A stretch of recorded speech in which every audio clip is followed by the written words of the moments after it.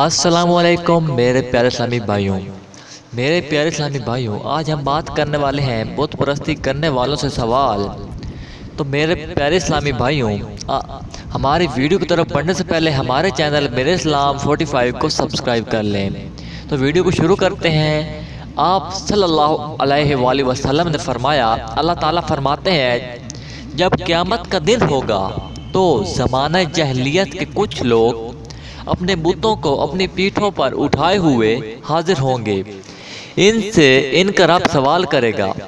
وہ عرض کریں گے، نہ تو ہمارے پاس تو نے کوئی رسول بھیجا اور نہ تیرا کوئی امرم تک ہم تک پہنچا۔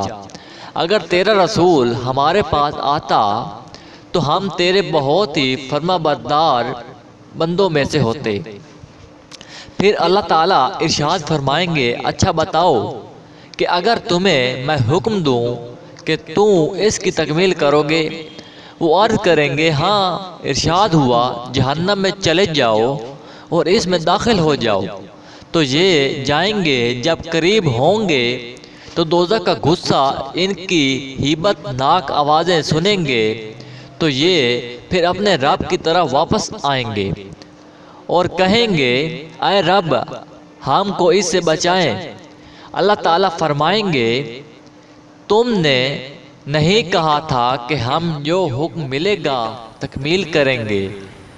پھر اللہ تعالیٰ ان سے عہد و پیمانے لے کر دوبارہ حکم دیں گے کہ جاؤ جہنم میں چلے جاؤ۔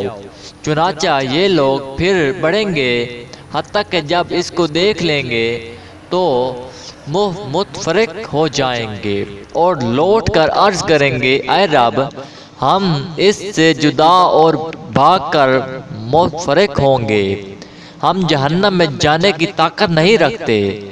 پھر اللہ تعالیٰ فرمائیں گے کہ ذلت کے ساتھ اس میں داخل ہو جاؤ۔ نبی کریم صلی اللہ علیہ وآلہ وسلم فرماتے ہیں، اگر یہ لوگ پہلی مرتبہ داخل ہو جاتے تو دوزخ ان پر سلامتی کے ساتھ ٹھنڈی ہو جاتی۔